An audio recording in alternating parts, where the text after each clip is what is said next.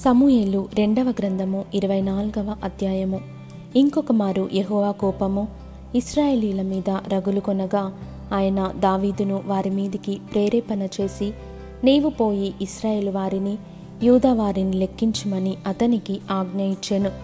అందుకు రాజు తన యుద్ధనున్న సైన్యాధిపతి అయిన యోవాబును పిలిచి, జనసంఖ్య ఎంతైనది నాకు తెలియగలందులకై దాను మొదలుకొని బెయేర్షెబా వరకు ఇశ్రాయేలు గోత్రములలో నీవు సంచారము చేసి వారిని లెక్కించుమని ఆజ్ఞ ఇయ్యగా, యోవాబు, జనుల సంఖ్య ఎంతయున్నను నా ఏలినవాడవును రాజవునగు నీవు బ్రతికియుండగానే దేవుడైన యెహోవా దానిని నూరంతలు ఎక్కువ చేయునుగాక. నా ఏలినవాడవును రాజవునగు నీకు ఈ కోరిక ఏల పుట్టెననెను. అయినను రాజు యోవాబునకును సైన్యాధిపతులకును గట్టి ఆజ్ఞ ఇచ్చియుండుట చేత యోవాబును సైన్యాధిపతులను ఇశ్రాయేలీయుల సంఖ్య చూచుటకై రాజు సముఖము నుండి బయలువెళ్ళి యోర్దాను నది దాటి యాజేరు తట్టున గాదులోయ మధ్య నుండు పట్టణపు కుడి పార్శ్వముననున్న అరోయేరులో దిగి అక్కడ నుండి గిలాదునకును తహ్తింహోద్షి దేశమునకును వచ్చిరి. తరువాత దానాయానుకును పోయి తిరిగి సీదోనునకు వచ్చిరి. అక్కడ నుండి బురుజులు గల తూరు పట్టణమునకును హివ్వీల యొక్కయు కనానీయుల యొక్కయు పట్టణములన్నిటికీ వచ్చి యూదా దేశపు దక్షిణ దిక్కుననున్న బెయేర్షెబా వరకు సంచరించిరి.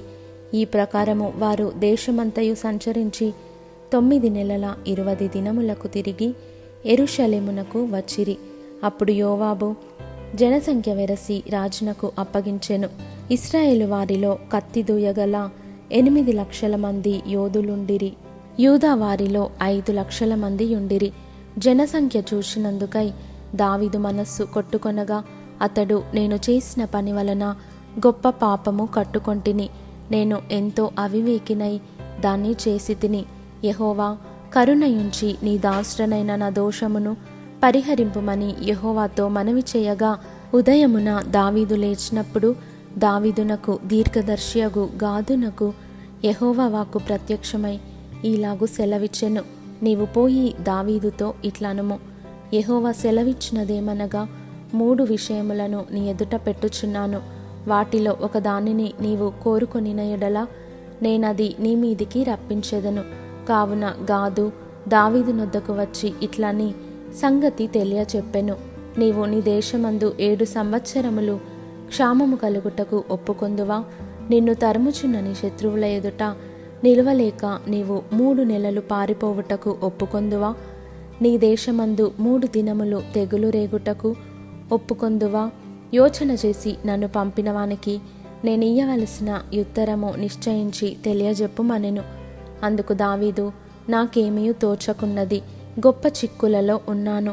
యెహోవా బహువాత్సల్యత గలవాడు గనుక మనుష్యుని చేతిలో పడకుండా యెహోవా చేతిలోనే పడుదుముగాక అని గాదుతో అనెను.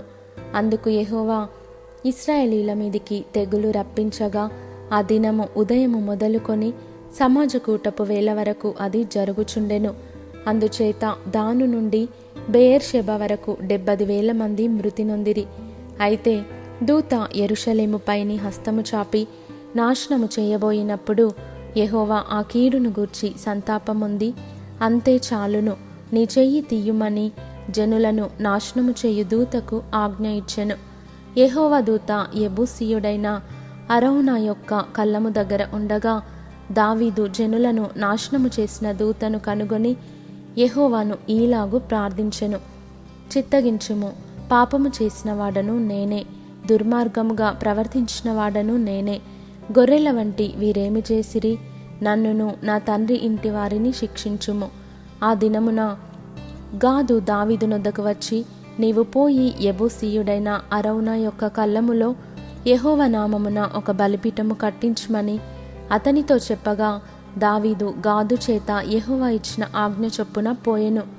అరౌనా రాజును అతని సేవకులను తన దాపునకు వచ్చుట చూచి బయలుదేరి రాజునకు సాష్టాంగ నమస్కారము చేసి, నా ఏలిన వాడవును రాజువునగు నీవు నీ దాసుడనైన నా యొద్దకు వచ్చిన నిమిత్తమేమని అడుగగా, దావీదు, ఈ తెగులు మనుషులకు తగలకుండా నిలిచిపోవునట్లు యెహోవా నామమున ఒక బలిపీఠము కట్టించుటకై నీ యొద్ద ఈ కళ్ళమును కొనవలెనని వచ్చితిననెను. అందుకు అరౌనా, నా ఏలినవాడవగు నీవు చూచి ఏది నీకు అనుకూలమో దాన్ని తీసుకొని బలి అర్పించుము. చిత్తగించుము, దహన బలికి ఎడ్లున్నవి, నూర్చుకర్ర సామానులు కట్టెలుగా అక్కరకు వచ్చును.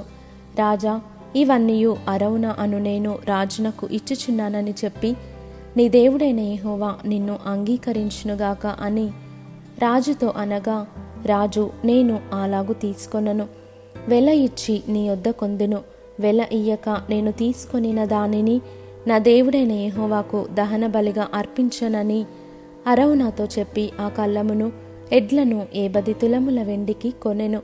అక్కడ దావీదు యెహోవా నామమున ఒక బలిపీఠము కట్టించి దహన బలులను సమాధాన బలులను అర్పించెను.